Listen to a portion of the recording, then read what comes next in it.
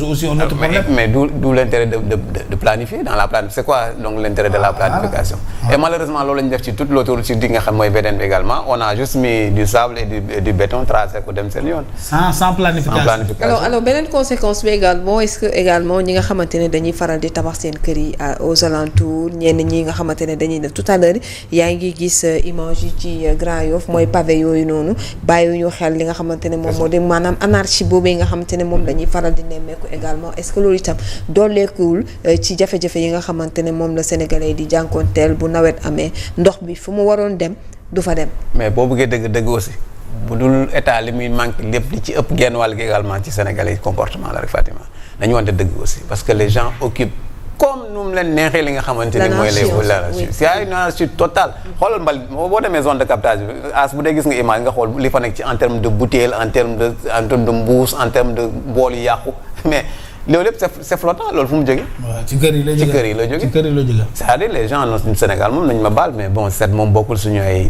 qualité quoi. voilà on est propre nii bu ñuy mën a sañse génn dem sañse mais setu ginaar waaw setu ginaar mais boo duggee ci biir kër yi la preuve ci bopp ko ñi sax léegi sax rek nii noonu sax nga gis jeeg bu génn sax di bale mbedd. waaw ma tudd bareetul léegi de wala nga dem ci marché gis nit ñi xool demal ci marché yi ni nga xool bu nit ñi bu ñuy xëy guddi gi mu nii da nga gis waa Sonaged dañuy nettoyer ba mu set wecc mais nga su 8 heures jotee ba ñëw 18 heures dootoo xam ne kër gi non da nga yaakaar ne fii kenn mosu koo bale depuis 10 ans ki naan café sànni ki mouchoir sànni ki c'est-à-dire mbuus sànni boo paree yow daal xam nga la nga am boo ñu indi sa sac ak say bagage boo jaayee nga lemaat dem sa yoon ñëw ba ci mbalit bi sànni kopp bi ci wetu mbalit bi bañ ko dugal te day am sax am ñoo xam dañuy am point normalisé damay bañ a tudd ñu yaakaar la bi dafa am ñoo xam dañu jege point normalisé c'est-à-dire digganteem ñoom seen fi ñuy jaayee ak point normalisé bi motu sax 10 mètres mais foofu la ñuy jaay bu ñu paree wàcc ko foofu yëpp dem seen yoon il faut que waa mais loolu ci nit la yow yaay jaay bërëb yaa fa nekk yaa xeeti mu lay di kañ booy dem bagage yi nga fa indi mbalit bi mais dajal ko def ko ci benn mbuus nga yóbbu ça te prend même pas 5 minutes nga bale nettoyer loolu comportement individuel malheureusement ñun amuñu ko fii ku nekk yaa c'est le laisser aller pour ne pas dire de l'indiscipline caractérisée ci lu bëri ci ëpp ci ñun à commencer par man da ngay lekk sànni nit day nekk ci otom di dawal naan benn kanetam sànni ci mbedd bi il s'en fout voilà sa yoon newu ci mbeddum buur la et loolu nag lii lay indi mbeddum buur moom moo indi yooyu lii lay ci biir en fait voilà donc canalisation yu fatt indi ay problèmes environnementaux et puis ay pas ñooy foo nii de di tamit mais dëkk bi amul xaalis tamit gars yi dañuy daa ngi fay de gis nga gars yi dañuy décompressé ñi doon dem piscine mënuñoo dem piscine kay piscine dox yéen dafa seer doon dem piscine naturelle bu ñëwee kay doo ci xéewalu c'est extraordinaire waxu taw daa diis de lii nag dañuy woowee adaptation dëgg-dëgg c'est dommage gis nga kër yi xoola déjà xoola ki si fenêtre baa nekk noonu ça veut dire que mur bi buy màbb rek ndox baa ngi ci biir kër gi et malheureusement bu fekkee xale buy nelaw wala liir buy nelaw boo xamante ne mënul boppam dara voilà maar rétal yi donc nañu góorgóorlu ci lii je pense que véritablement waaw ministre yi war nañu mën a gën a dégg ñu ñëw même bu dee benn kër la sax véritablement bu ñu ko man je m'imagine par exemple Ousmane Sonko il doit parler de ça qu'est-ce qu'il va dire non il va dire que c'est rien comparé à tous ces discours ci ndox ci inondation Dakar qu'est-ce qu'il va dire ils vont minimiser aussi simple que ça non mais nii neexu la wax de dafa am mbir yoo xam ne dinañ dal fii man dafa am ñaar yoo xam ne damay xalaat Ousmane Sonko moom bu ciy wax par exemple bu xale yi génnoon fii di manifester di yàq du toj lan lay wax quel discours il va tenir pour des jeunes là inondation qu'est-ce que le président de la République va dire ou le premier ministre Ousmane Sonko non mais attends ce discours ils n'osent même pas seen tirage bi c'est pas gratuit hein ils sont en train de réfléchir ils ont tout le technicien pour tenir un discours qui rassure mais qu'est-ce qu'ils vont dire vaar yaa ngi leen di xaar qu'est-ce qu'il va dire quel discours ils vont tenir par rapport à ces inondations quel discours qu'est-ce qu'ils vont dire.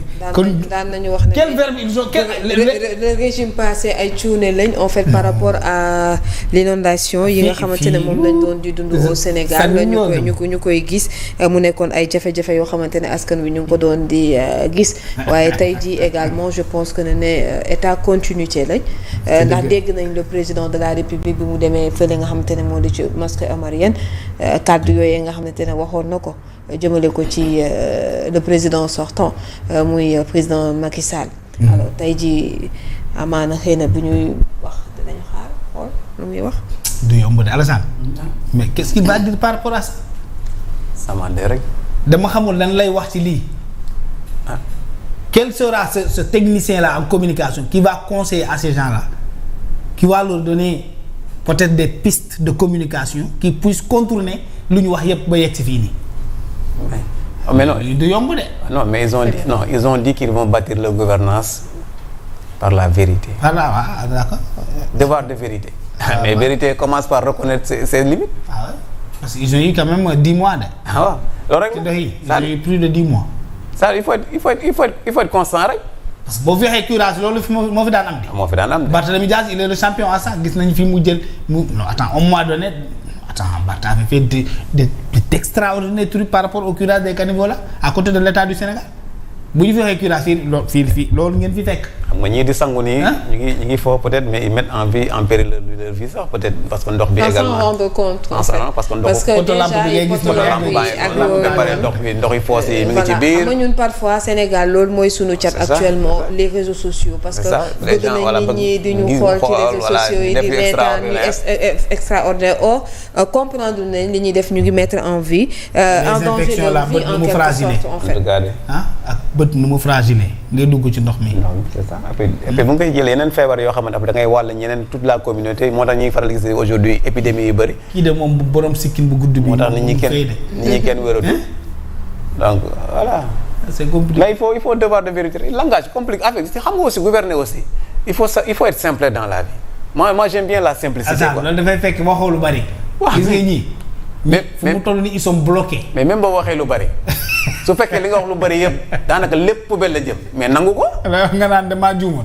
affaire yi c'est pas facile mais finalement c'est très compliqué quoi on comprend que c'est compliqué. mais c'est pas aussi simple que ça. c'est pas aussi simple parce que on n'était pas aux affaires. aux affaires ah oui. xam nga nag opposition dafa yomb opposition amul ko gën a yomb. nga xëpp ci kaan yi. voilà waaye wax nga xëpp ci kaan yi et puis indi ay solutions nga ne waaye man su ma ñëwee en 2-3 mois mun naa ko régler mais après boo ñëwee dans la réalité des choses après doo bëgg kenn ku wax li gars yi di wax ku aj du bëgg kenn ku teen mais nag forcément nit ñi dañuy teen.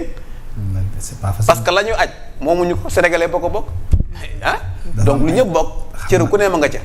te donc loolu moo tax booy wax tega boo demee ne lii laa doon def wala lii laa boo ko mënulee da nga ñëw amal humilité taxaw na sénégalais man de di ma ko foogee woon demeewul noonu wala gafaga la ma yaakaaroon ci xaalis jotuma ko moo tax lii ak lii et puis voilà. les gens et puis tu assumes et puis en toute responsabilité. Ah oui. Et puis les gens se préparent en conséquence. ñu xam ne kon comme noonu la. et puis on prend notre... après voilà lu golo xam boo dee doomam. on assume. on ne pensait pas que c'était si facile que ça. mais munoo ñëw taxaw après. mais l'autre là commencé d'ailleurs le ministre de l'hydraulique là nee na mbir yi ñun kese on ne peut pas régler le problème Cheikh Tidiane il a tenu un discours comme ça par rapport à Touba. nee na mbir yi du ñun il a même invité aux jeunes là quand même de s'organiser en association et de soutenir l'État du Sénégal c'est des discours acceptables. Mais après tout ce que vous avez dit revenir ici dire nit ñi wax nit ñi moo tax nit ñi mënuñu leen man duma leen ko baal parce que ñii man ci solution laa leen di xaaree ñoo ñu woon livre solution ñoo wax ne nit ñi ñoo aay ñoo xareñ waa ji dem nañu ba wooye ko sell ki nee nañu messi la nee nañu c'est un don divin mais attends cette compétence là nekk ci waa ji xanaa mais c'est le temps de l'appliquer. Et je pense que quand il y a un problème il est là pour être résolu man dafa am benn pa bi ma wax mu ne ma doom est-ce que xam nga ne yàlla problème la njëkkee sàkk doomu aadama problème la njëkkee sàkk doomu aadama daa teg problème yi ba pare andi doomu aadama teg corps physique bi taxaw yàlla xool ne lii c'est magnifique mais ça ne suffit pas parce que ce corps là pour bouger je dois interagir je dois le soutenir pour mu déplacer wu mu jël roof ci yaram bi muy déplacer wu di dox mais insensé di tëñëxi mu ne kon am na lu des mu andi xel ci lay soog a andi xel la raison maintenant quand toi tu as écrit un livre solution quand même ces petits problèmes là mais waru nekk problème parce que lii c'est de petits problèmes ces inondations là on est dans le messie waa ji na wane boppam na wane lu man après nous les Sénégalais nous on va évaluer on va apprécier c'est un petit problème parce que lii tawagul le problème des inondations n'est pas encore présent au Sénégal. lii de moom bu ci leneen doole. li ñëwagul de lii premier taw la lii et puis man j'ai observé la pluie à Dakar observé naa li ma xam ci taw fi ma dëkk il est de Kolda il connaît comment il pleut à Kolda. Kolda des cordes kay. li ma xam ci taw bu tawee fii. Kolda c'est Ziguinchor. tawagul te on peut en avoir une waaw au minimum on peut en avoir une à Dakar. Non, parce que changement climatique. dafa dérégler un peu pluviométrie. Ouais, c'est vrai. On peut en avoir une maintenant tu as un livre solution. El Malick ñu ne mu ne boo tijjee benn livre problème mu Sénégal yépp dina lijjantiku ci benn page boobu ci livre solution mais lu ñuy xaar. ah non mais fii kenn solution évacuer les eaux yi nga xamante ne moo nekk ci biir këru nit yi. am na ñoo xamante ne ils ont non loolu moom c'était de la politique. c'est de la politique parce que on est au 4e plan.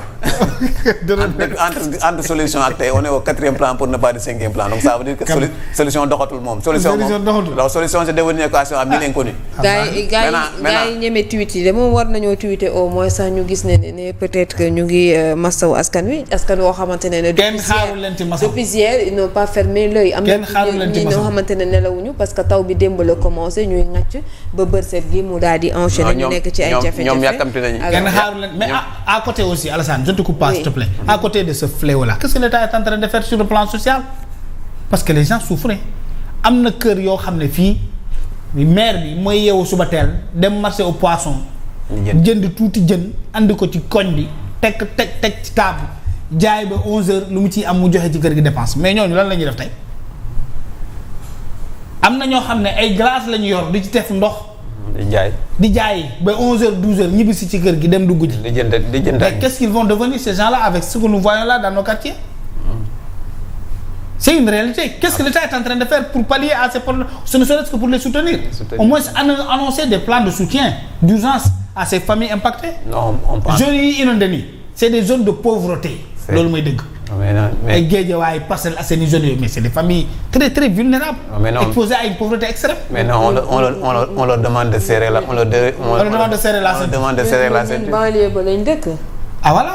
xam nañ lu ci nekk banlieue ba lañ dëkk xam nañ. non ñii on leur demande de serrer la ceinture. ah non fii serrer ceinture. il faut serrer la ceinture et puis voilà. fii moom kenn du serrer loo kenn ceinture. et c'est encore de la taxation à tout va. c'est compliqué déjà bu dee yow da nga yoroon saako ceeb bu nekk ci biir ndox mi ñëw yóbbu ko par exemple. sa dundu weer wi nii après da ngay nekk ci problème aussi.